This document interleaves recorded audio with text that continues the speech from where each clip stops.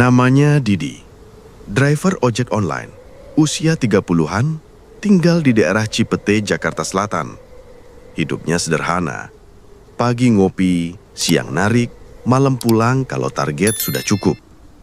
Tapi sejak 2 bulan terakhir, ada satu kebiasaan malam yang bikin Didi susah berhenti narik. Bukan karena bonus atau insentif, tapi karena satu nama yang selalu muncul tepat jam 10:05. Penumpang tetap, wajah cantik, selalu manis. Namanya Sari. Orderannya selalu muncul kalau Didi lagi mangkal di Taman Ayodhya.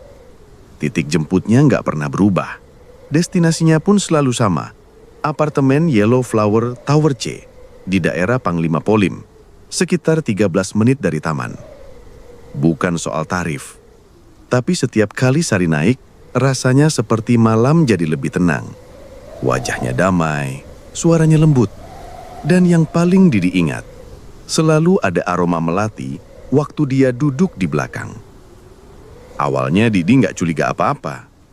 Banyak penumpang yang kalem. Tapi Sari beda. Dia nggak pernah main ponsel, nggak pernah ngeluh, dan selalu bilang makasih dengan senyum yang nggak pernah berubah dari malam pertama. Pernah sekali Didi coba ajak ngobrol, tanya kerja di mana atau pulang dari mana. Tapi jawabannya selalu singkat.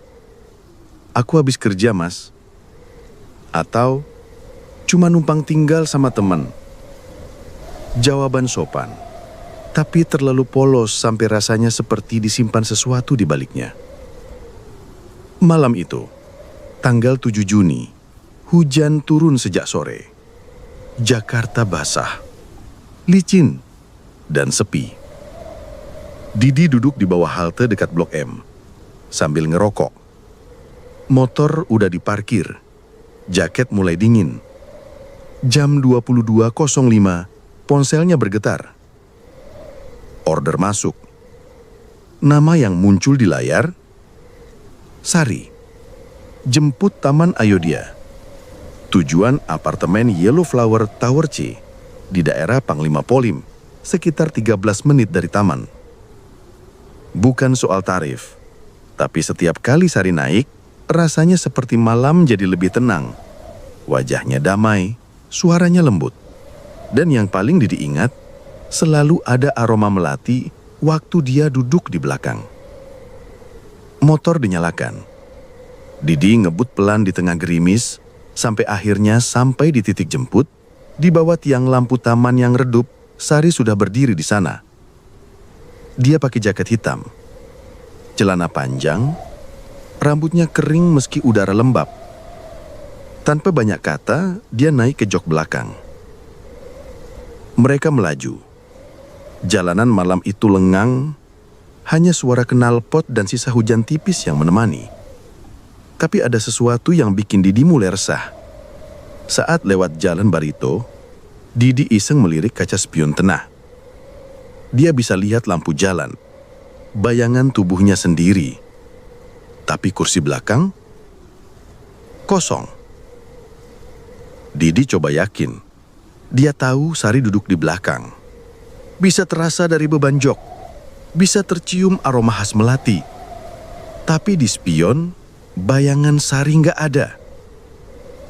Dia sempat pikir mungkin gelap. Tapi pas lampu merah di pertigaan, dia cek lagi. Masih sama. Kaca spion cuma menampilkan dirinya sendiri. Didi mulai deg-degan. Tapi tetap jalan. Sampai akhirnya tiba di lobi apartemen. Sari turun. Tapi nggak langsung masuk. Dia berdiri sebentar menatap lift yang pintunya terbuka tapi tidak menyala. Didi menunggu, tapi ada sesuatu yang ganjil. Lorong dalam apartemen gelap total. Nggak ada lampu, nggak ada suara TV, dan nggak ada resepsionis di meja depan. Tapi begitu Sari melangkah masuk dan pintu otomatis menutup, semuanya langsung terang kembali. Didi menatap layar ponselnya. Perjalanan sudah selesai. Tapi sebelum dia nyalakan motor dan berbalik arah, ada suara yang bikin tubuhnya kaku. Lembut. Dekat. Suara perempuan membisik di belakang helmnya. "Makasih ya, Mas." Padahal Sari sudah turun. 3 malam setelah kejadian suara misterius itu, Didi masih merasa gelisah. Tiap kali duduk sendiri, dia kepikiran terus tentang suara itu, tentang bayangan yang gak muncul di spion, tentang lorong gelap apartemen Yellow Flower Tower C yang berubah terang begitu Sari masuk. Tapi malam itu, Didi tetap narik. Entah karena kebutuhan, entah karena penasaran. Dan seperti biasa, jam 10:05, order dari Sari kembali muncul. Titik jemput, Taman Ayodhya. Tujuan, Yellow Flower Tower C. Catatan, saya pakai baju putih. Didi sempat ragu, tapi jarinya bergerak sendiri menekan tombol terima order. Entah kenapa, dia merasa harus datang. Saat sampai di taman, Sari sudah berdiri di tempat biasa. Tapi malam itu, ada yang berbeda. Wajah Sari tampak lebih pucat, rambutnya digerai longgar. Bajunya memang putih, seperti yang dia tulis, tapi matanya kosong, seperti lelah menangis. Didi gak banyak tanya, cuma menunduk dan kasih isyarat naik. Dan selama perjalanan, Sari bicara. Untuk pertama kalinya, lebih dari 2 kalimat. "Mas," katanya lirih, "Jakarta ternyata gak seperti yang aku bayangkan." Didi melirik lewat spion. Wajahnya tetap tidak muncul, tapi suara itu nyata. "Awalnya aku pikir bakal kerja di kafe, tapi begitu sampai, ternyata aku cuma dibohongin." Didi gak berani potong. Sari lanjut. "Temenku bilang tempat itu aman, tapi mereka jual aku buat karaoke. Gak bisa nolak, Mas, semua udah diatur. Kalau aku kabur, katanya bakal dikirim balik ke desa dengan aib." Didi menahan napas. Bulu tengkuknya meremang. Dia belum mengerti arah pembicaraan ini akan kemana, tapi hatinya terasa berat. "Aku cuma mau kerja, kirim uang buat orang tua di kampung. Tapi semua berubah waktu orang itu mulai sering datang." Sari terdiam. Didi pelan-pelan tanya, "Orang itu siapa, Mbak?" Sari nggak jawab. Yang terdengar cuma suara tangis pelan, samar, lalu diam. Begitu sampai di apartemen, Sari turun seperti biasa. Tapi sebelum berjalan menuju pintu lobi, dia menoleh. Wajahnya pucat, tapi kali ini matanya menatap Didi dalam-dalam. "Aku pengen pulang, Mas, tapi aku nggak bisa." Lalu dia melangkah masuk. Pintu terbuka. Lorongnya kembali gelap. Didi menatap lama. Lampu taman, lampu lobi, semua nyala terang. Tapi begitu pintu terbuka, dunia di dalamnya seperti ruang mati. Dan untuk pertama kalinya, setelah Sari menghilang di balik pintu otomatis, Didi tetap tinggal di tempat. Dia turun dari motor, jalan pelan ke arah lobi. Tapi begitu satu langkah kakinya melewati garis sensor pintu, cahaya di dalam langsung padam. Semua hitam, sunyi. Didi mundur. Napasnya berat, tangannya gemetar. Pintu lobi menutup sendiri. Dan begitu tertutup sepenuhnya, cahaya kembali. Lorong kembali terang. Suara TV dari lantai atas kembali terdengar.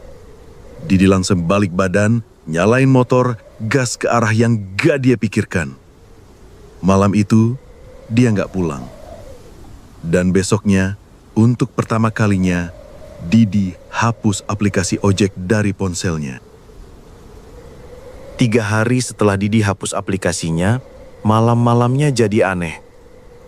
Bukan karena kangen narik, tapi karena setiap jam 10:05, ponselnya bergetar sendiri. Tanpa notifikasi, tanpa nama pengirim, hanya muncul satu pesan. "Saya tunggu di taman, Mas." Dan tiap kali dia buka layar, pesan itu hilang sendiri. Didi coba logika, mungkin cuma mimpi atau halusinasi. Tapi malam keempat, jam yang sama, pesan itu muncul lagi. Didi mulai lelah menolak rasa penasaran. Malam itu, dia keluar rumah. Motor dinyalakan, helm dikenakan. Tapi kali ini bukan buat narik. Dia ingin tahu. Taman Ayodhya sepi. Lampu taman hanya separuh yang hidup. Dan di bawah pohon beringin pendek, tepat di dekat tiang lampu paling redup, Sari berdiri. Tapi kali ini Didi sadar sepenuhnya. Itu bukan manusia biasa. Wajahnya sama, tapi lebih pucat dari malam-malam sebelumnya. Rambutnya tampak sedikit basah. Dan mata itu kosong. Seperti nggak tahu arah pandang. Tapi Didi maju. Hatinya berat tapi langkahnya teduh. "Mbak Sari?" katanya pelan. Sari menoleh. "Tolong antar aku pulang, terakhir kalinya." Didi mengangguk. Gak ada aplikasi, gak ada rute, tapi dia tahu tujuannya tetap Yellow Flower Tower C. Perjalanan malam itu terasa lambat. Jalanan sunyi, lampu jalan redup. Tapi anehnya, hawa malam makin dingin, seperti kabut yang ikut naik ke motor Didi. Sari tak bicara. Tapi di pertigaan menuju apartemen, Didi merasa suara seseorang berbisik di telinganya. Satu orang belum dihukum, satu orang belum membayar. Didi menoleh cepat. Tapi tak ada siapa-siapa. Sari pun tetap diam. Sesampainya di lobi, lift terlihat mati lagi. Tapi pintunya terbuka. Seolah menunggu.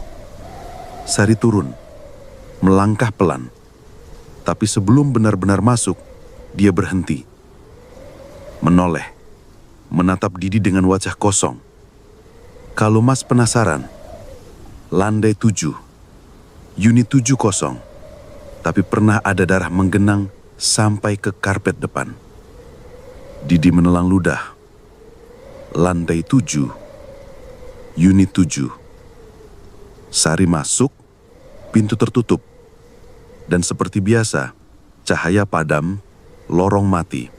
Dunia di dalam apartemen seperti tak pernah mengenal listrik. Tapi malam itu, Didi tidak langsung pulang. Dia nekat masuk, pura-pura jadi driver kirim paket. Satpam di lobi tidak ada. Meja resepsionis kosong, seperti biasa. Dia naik pakai tangga darurat, hitung lantai demi lantai. 1, 2, 3. Sampai akhirnya dia tiba di lantai 7. Lorongnya gelap separuh. Karpetnya berdebu. Tapi ada satu pintu, nomor 707, tertutup rapat. Gagang pintunya berkarat. Tapi di ujung pintu itu, terlihat bekas garis polisi. Sisa lakban kuning masih menempel, sobek, dan terangkat waktu terkena angin AC lorong yang mati. Didi melangkah pelan ke arah pintu itu. Dan saat hampir menyentuh gagang pintunya, pintu terbuka sendiri. Bau amis langsung menyergap, dingin, lembab, dan samar. Terdengar suara perempuan menangis dari dalam unit kosong itu. Didi berdiri di ambang pintu unit 707. Tangannya gemetar.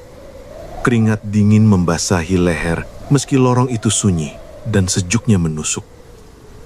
Bau amis dari dalam ruangan menyeruak, campur bau apek karpet basah dan sesuatu yang tak bisa dijelaskan. Seperti aroma tubuh yang membusuk lama.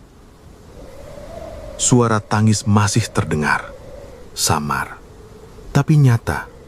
Seolah dari perempuan yang duduk di sudut gelap menunggu seseorang membuka pintu dan menemukan keberadaannya. Didi melangkah masuk. Langit-langit unit itu hitam legam. Dindingnya mengelupas. Ada bekas bercak kehitaman seperti darah di tembok sebelah kanan. Tapi yang paling bikin leher Didi terasa dingin adalah karpet merah tua di tengah ruang tamu. basah, seperti belum kering sejak bertahun-tahun lalu. Didi berdiri kaku. Di atas karpet itu terdapat ikat rambut berwarna ungu, kecil, sederhana. Tapi Didi langsung tahu, itu milik Sari. Karena 2 malam sebelumnya, dia melihat ikat rambut itu melilit pergelangan tangan Sari. Tiba-tiba, suara tangis berhenti, digantikan suara napas berat, berat sekali, seperti seseorang sedang duduk tak jauh darinya dan kini menatap punggungnya. Didi berbalik cepat. Kosong. Tapi angin dingin menyentuh telinganya. Dan tepat setelah itu, dia mendengar bisikan, "Disinilah aku dibunuh." Didi mundur, tapi tak sempat keluar. Pintu 707 menutup sendiri dengan suara keras. Seolah tak ingin siapapun tahu bahwa seseorang baru saja masuk. Lampu ruang itu menyala sendiri, satu demi satu, dan Didi melihat sesuatu yang membuat darahnya membeku. Di dinding belakang sofa usang ada foto Polaroid yang menempel. Foto itu agak pudar, tapi terlihat jelas. Sosok perempuan tersenyum dengan seragam karaoke, dan seorang laki-laki di sampingnya. Laki-laki itu mengenakan jaket kulit hitam, rambut klimis, wajahnya terlalu akrab. Didi menelan ludah. Itu wajah yang pernah ia lihat sekali. Di kartu pengunjung resepsionis waktu dia iseng menunggu Sari masuk lift beberapa minggu lalu. Nama pria itu tertera di bawah fotonya. Tulisannya samar, tapi bisa dibaca. Bayu Handoko. Tiba-tiba lampu kembali padam. Ruangan gelap total. Suara angin berhembus, lalu terdengar langkah kaki dari dalam kamar tidur. Pelan, berderit, menuju arah ruang tamu. Didi tak bisa bergerak. Tubuhnya beku, napasnya cepat. Dan ketika langkah itu berhenti, terdengar suara pintu kamar terbuka. Seseorang berdiri di sana. Bayangan hitam. Tapi mata yang bersinar samar dalam gelap. Lalu dari arah ruang kamar, terdengar jeritan. Perempuan. Panik. Ketakutan. Diikuti suara benda tumpul menghantam kepala. Sekali, 2 kali, lalu sunyi. Didi berlari. Tangannya menabrak meja. Tubuhnya membentur dinding. Tapi dia berhasil memutar kena pintu. Pintu 707 terbuka, dan dia langsung keluar tanpa menoleh ke belakang.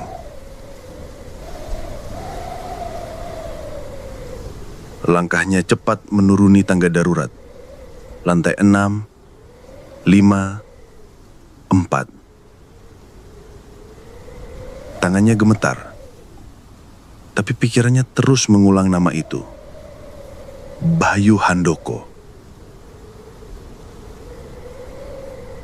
Saat berhasil keluar dari apartemen, Didi langsung naik motor dan melaju tanpa arah. Malam itu Jakarta terlalu besar untuk pelarian. Tapi satu hal sudah jelas. Sari dibunuh. Dan Didi mungkin driver ojek online terakhir yang melihat arwahnya setiap malam. Pagi harinya, Didi duduk di warung kopi langganan. Tangan masih gemetar, mata sembab karena semalaman tak tidur. Dalam kepalanya, suara Sari masih bergema. Disinilah aku dibunuh. Dan nama itu Bayu Handoko. Didi bukan orang berpendidikan tinggi, tapi dia cukup paham kalau ini bukan sekadar cerita penumpang misterius. Ini sudah masuk ke ranah kejahatan dan arwah yang belum tenang. Dia coba cari tahu lewat internet. Ketik pembunuhan di apartemen Yellow Flower Tower C. Tapi tak ada berita apapun. Bahkan jejak kasusnya nihil. Padahal jelas-jelas bekas garis polisi masih menempel di pintu 707. Didi memberanikan diri datang ke kantor polisi sektor terdekat. Dia bawa alasan sederhana, mengaku melihat sesuatu di apartemen, lalu menyebut nama Sari. Petugas jaga awalnya merespons datar. Tapi setelah Didi menyebut unit 707 Yellow Flower Tower C, ekspresinya berubah. Mas tahu dari mana soal itu? Didi bilang sejujurnya, tentang order malam-malam, tentang Sari, tentang kejadian di unit itu. Tapi saat ia menyebut Bayu Handoko, salah satu penyidik muda yang ada di dalam ruangan tiba-tiba keluar. Namanya Raka. Usianya belum sampai 40. Tatapannya tajam, tapi tidak skeptis. Mas, kamu siap kalau ternyata kamu sedang urus sesuatu yang lebih dalam dari yang kamu kira? Didi hanya mengangguk. Apapun yang terjadi, dia merasa seperti sudah terikat dalam cerita ini. Raka mengajak Didi bicara lebih lanjut di ruang kecil yang hanya diisi map lusuh dan komputer tua. Di sana, Raka menjelaskan pelan-pelan. 2 bulan lalu, kita dapat laporan dari petugas apartemen soal bau busuk dari unit 707. Setelah dicek, ditemukan jasad perempuan, tangan terikat, luka di leher. Tapi wajahnya kayak ketakutan banget sebelum meninggal. Raka menatap Didi serius. Namanya Sari. Didi menunduk. Hatinya mencelos. Tapi masalahnya, kasusnya digantung. Karena Sari nggak punya identitas lengkap. KTP-nya palsu, nggak ada keluarga yang ngakuin. Teman-temannya juga hilang tah kemana.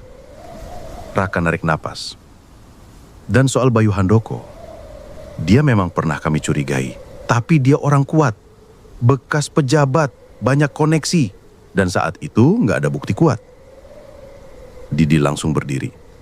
Pak, ada satu bukti, Pak. Dia ceritakan soal foto di unit 707. Foto Polaroid. Ada Sari dan Bayu. Didi bahkan menggambar kasar letak foto itu di dinding. Raka mulai mencatat. Matanya serius.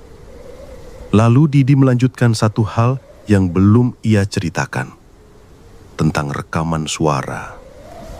Beberapa minggu lalu, saat Sari pertama kali naik ojeknya, Didi pernah iseng rekam suara di ponsel karena suka dengan suara Sari yang lembut.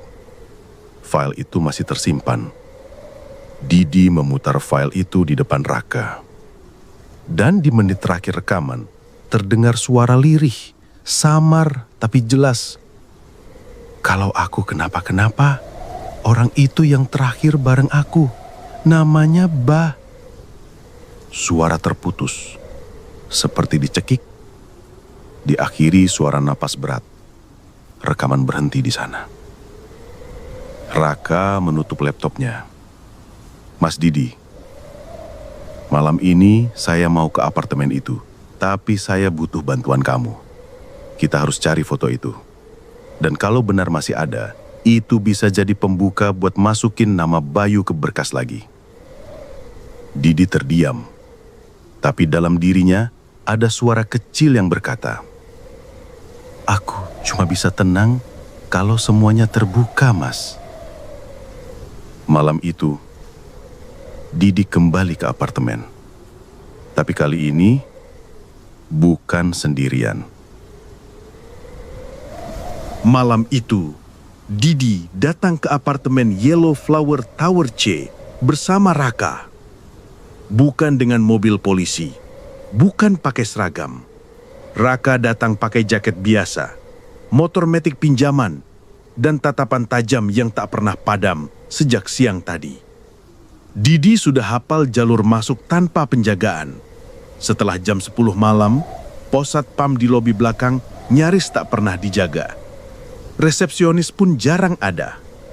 Mereka masuk lewat tangga darurat, menyusuri lorong berdebu, naik hingga lantai 7. Di depan unit 707, Raka sempat berhenti. Dia keluarkan senter kecil, sarung tangan tipis, dan kamera saku. Didi memperhatikan pintu yang mulai dipenuhi karat. stiker bekas garis polisi sudah nyaris terkelupas semua. Seolah waktu sendiri berusaha menghapus sisa-sisa bukti. Raka mengetuk pelan. Tak ada jawaban. Dia buka pintu perlahan. Suara engsel berdecit lirih. Udara dari dalam masih sama seperti malam saat Didi masuk sendiri. Lembab, dingin, dan menyimpan sesuatu yang tak terlihat. Raka masuk lebih dulu. Didi di belakang, memegang ponsel sebagai senter cadangan. Ruangan itu tak berubah. Masih gelap, masih sepi. Dan karpet merah tua itu masih di sana. Basah, seolah tak pernah benar-benar kering. Raka berjalan ke dinding belakang sofa. Ia menyorot dengan senter. Dan di sanalah foto itu menempel. Sedikit melengkung, tapi masih utuh. Sari dan Bayu. Senyum tipis di wajah Sari, senyum penuh kuasa di wajah Bayu. Raka langsung foto. 2 kali, lalu 3. Kemudian dia cabut Polaroid itu dengan hati-hati, masukkan ke plastik zip kecil. Ini cukup, gumamnya. Tapi begitu mereka berbalik hendak keluar, suara keras memekik dari dalam kamar tidur. "Jangan!" Didi spontan mundur. Punggungnya menabrak dinding. Pintu kamar terbuka sendiri. Raka menyorot ke dalam. Tapi hanya terlihat tirai putih robek tergantung di jendela. Bergerak pelan, tanpa angin. Didi maju setengah langkah, lalu berhenti. Dari balik pintu kamar, muncul suara lain. Lirih, tapi mengiris. "Dia belum dihukum, Mas." Raka membeku. Lalu sesuatu terjadi. Lampu di ruang tamu berkedip. Suara televisi tua di sudut ruangan tiba-tiba menyala sendiri. Layarnya hitam putih, bergaris-garis, tapi terdengar suara. Rekaman CCTV lama. Suara langkah kaki di lorong. Pintu terbuka. Seseorang menjerit. Suara pukulan tumpul 3 kali. Suara tubuh dibanting. Lalu sunyi. Televisi mati sendiri. Lampu padam. Ruangan gelap. Dan dalam gelap itu, suara perempuan menangis terdengar jelas. Tangis yang tertahan, lama, dalam. Raka pegang lengan Didi. "Kita harus keluar sekarang." Mereka berdua berjalan cepat ke arah pintu. Tapi saat hendak menyentuh gagangnya, tangan putih menyembul dari celah antara dinding dan pintu. Didi menahan jeritan. Tangan itu dingin, memegang lengannya sebentar, lalu melepaskan. Mereka langsung keluar, napas memburu, keringat dingin. Tapi tak ada yang mengejar, tak ada suara. Lorong luar kembali seperti biasa. Lampu-lampu menyala. Suara televisi dari unit lain terdengar samar, seperti tak terjadi apa-apa. Didi dan Raka turun lewat tangga tanpa saling bicara. Sampai di motor, Raka baru bersuara. "Kalau foto ini cocok dengan rekaman kita, ini cukup kuat buat buka kasus lagi." Didi hanya mengangguk, tapi saat menyalakan motor, dia melirik spion tengah. Kosong. Tapi dia tahu, seseorang ada di jok belakang. Aroma melati perlahan memenuhi udara. Dan suara itu berbisik, nyaris tak terdengar. "Terima kasih, Mas."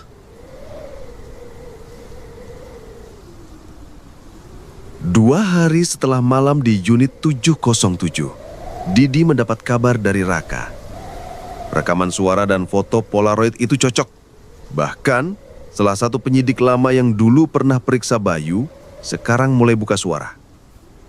Ternyata, kasus Sari pernah hampir naik ke penyidikan, tapi hilang di tengah jalan. Berkas lenyap. Petugas yang dulu pegang kasusnya mendadak dimutasi. Tak ada saksi, tak ada keluarga, dan yang paling mencurigakan, mayat Sari dikubur tanpa otopsi lengkap. Seolah ada yang ingin semua ini cepat berakhir dan dilupakan. Namun, kehadiran Didi dan bukti-bukti yang dibawa oleh suara yang seharusnya sudah diam membuat semuanya mulai bergerak. Bayu Handoko. Nama itu muncul lagi di rapat internal unit kriminal. Dia kini tinggal di luar kota, punya usaha properti di Bogor. Masih terlihat di media sosial, masih sering pamer mobil dan rumah, seolah tak pernah ada darah yang menempel di tangannya. Malam itu, Raka menelpon Didi. Besok pagi, saya kejar dia. Tapi malam ini, saya perlu tahu semua detail yang kamu pernah dengar dari Sari. Didi berpikir keras, lalu teringat sesuatu. Beberapa minggu lalu, di salah satu malam waktu Sari duduk di belakang motornya, dia sempat cerita singkat tentang seorang temannya, namanya Meli. Orang pertama yang mengajak Sari ke Jakarta, orang yang bilang akan memberi pekerjaan di kafe, tapi ternyata memperkenalkan Sari pada jaringan pemandu karaoke. Kalau kamu bisa nemuin Melin, mungkin dia tahu lebih banyak, kata Didi. Raka langsung meminta Didi mencari alamat terakhir yang pernah Sari sebutkan. Dan dari obrolan lama di malam pertama, Didi sempat dengar Melin tinggal di daerah Tebet, di rumah kos bernama Gria Lestari. Tanpa tunggu besok, malam itu juga Didi ke sana. Dia berdiri di depan pagar kos bertingkat 2. Gelap, sepi, hanya ada suara kipas angin dari dalam kamar-kamar sempit. Pemilik kos keluar. Seorang ibu tua. Meli, tanyanya pelan. Dia udah pindah, Mas. Seminggu setelah kejadian di apartemen itu. Didi heran. Dia tahu soal Sari. Ibu kos itu menatap Didi lama, lalu pelan berkata, dia yang labor pertama kali soal mayat itu. Jantung Didi berdetak kencang. Melin sempat tinggal di apartemen itu, Mas. Sebulan bareng Sari. Tapi waktu kejadian dia nggak ada. Katanya nginep di rumah pacarnya. Tapi besoknya, dia masukin laporan ke security. Didi makin penasaran. Boleh saya lihat kamarnya yang lama, Bu? Ibu kos setuju. Membuka pintu kamar di lantai atas. Kamar kosong, sepi. Tapi masih ada satu lemari tua yang belum dibuang. Didi membuka lemari itu. Tak ada pakaian. Tapi di bagian belakang ada sobekan kertas bekas. Tulisannya buram, tapi masih bisa terbaca. Jangan bilang siapa-siapa. Bayu gak suka dicampuri. Kalau kamu lapor, kita semua bisa celaka. Anggap aja dia pelanggan tetap. Didi membacanya pelan. Tangannya gemetar. Kertas itu jelas bukan catatan biasa. Ini ancaman. Tapi bukan dari Bayu langsung. Dari Melin. Didi menyalakan kamera ponselnya. Foto. Kirim ke Raka. Dan detik berikutnya, Raka langsung menelpon Didi. Melin sekarang dalam pengawasan. Kita dapat alamat barunya dari sistem kos. Dia belum tahu kita udah buka lagi kasusnya.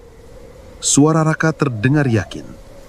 Malam ini kita diam, tapi besok kita jemput satu-satu. Mulai dari Melin, lalu Bayu. Didi menutup ponsel. Langkahnya berat, tapi hatinya lebih lega. Karena malam itu, untuk pertama kalinya sejak 2 bulan terakhir, Sari tidak muncul di taman. Pagi hari, jam 7 lewat sedikit, Didi menerima kabar dari Raka. Meli sudah diamankan. Dia nggak banyak omong. Tapi dari mimik wajahnya, dia tahu sesuatu yang besar. Didi bertanya, Bayu? Raka menjawab cepat. Hari ini saya kejar. Dia kabarnya di villa pribadinya di daerah Puncak. Tapi sebelum itu, saya mau kamu dengar sesuatu. Beberapa jam kemudian, Didi bertemu Raka di ruang interogasi kecil yang minim cahaya. Di atas meja ada sebuah rekaman suara baru, hasil penyitaan dari ponsel Meli.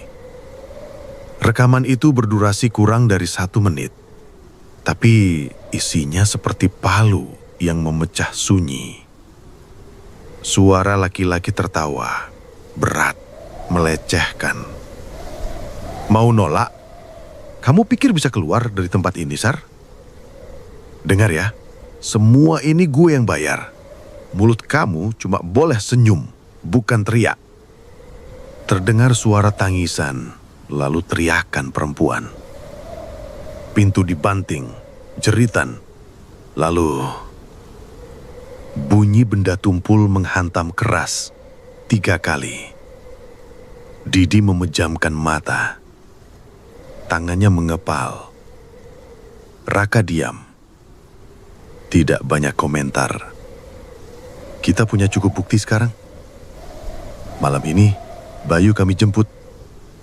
Sore menjelang malam, tim penyidik berangkat ke puncak. Didi tidak ikut, tapi rasa gelisah menempelnya seperti kabut yang tak mau hilang. Jam 10 malam, seperti kebiasaan lama, Didi naik motor. Tanpa tujuan. Sekadar mengitari Blok M.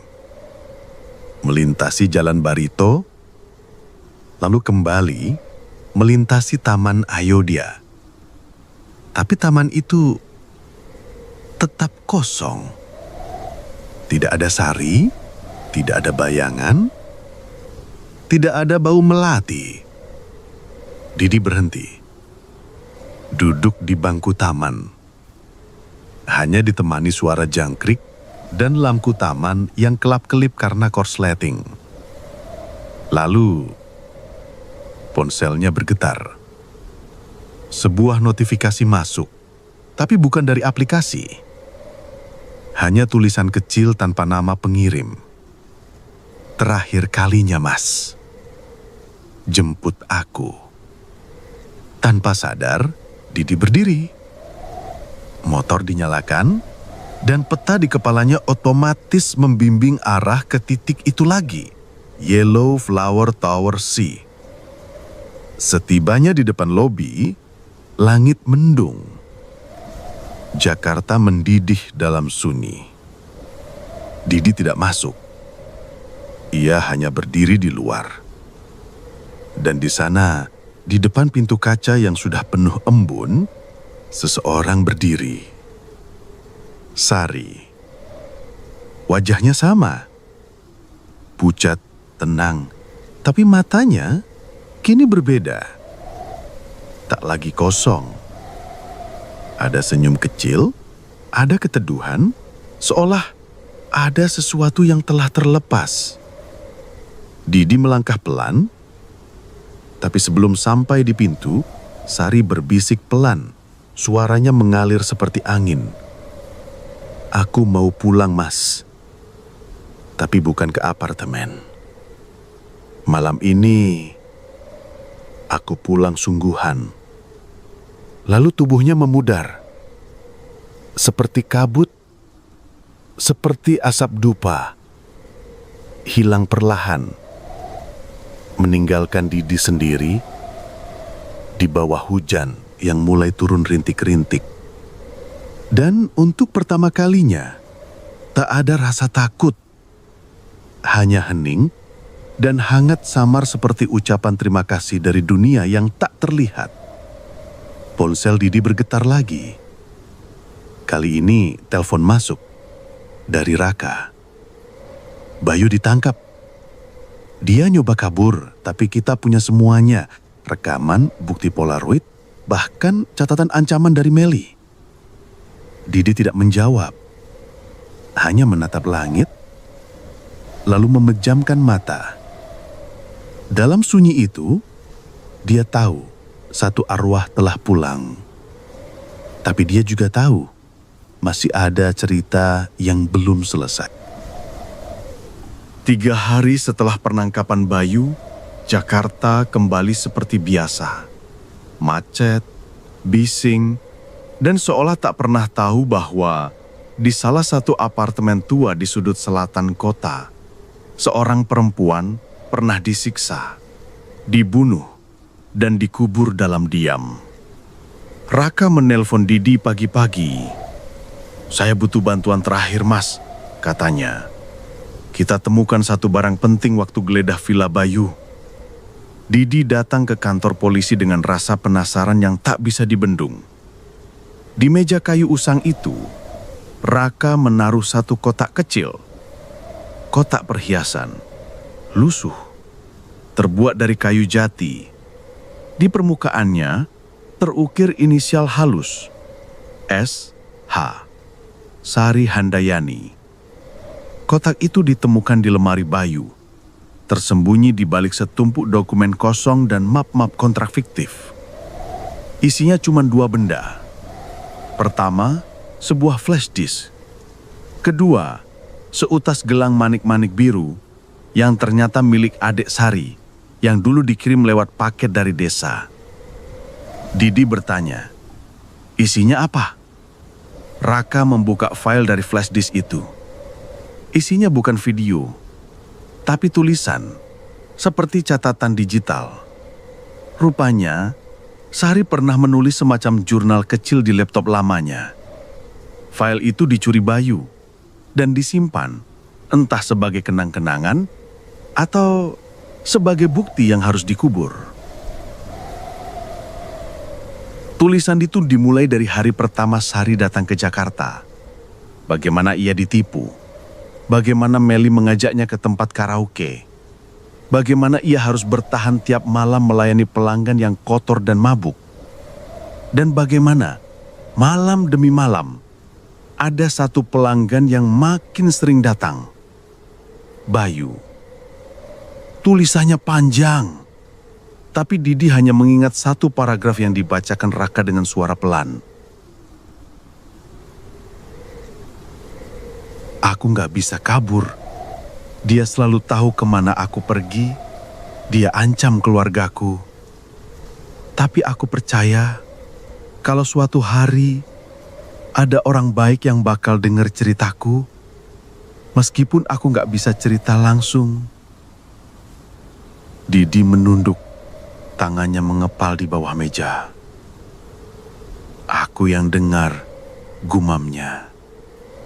Raka menatapnya dengan hormat. Mas Didi bukan cuma pengantar, tapi saksi. Dan tanpa Mas, mungkin cerita ini memang dikubur selamanya. Sore itu, jasad Sari resmi dipindahkan ke kampung halamannya di Jawa Tengah. Pihak desa akhirnya mengakui identitasnya setelah Raka berhasil mencocokkan dokumen dan gelang kecil yang ditemukan.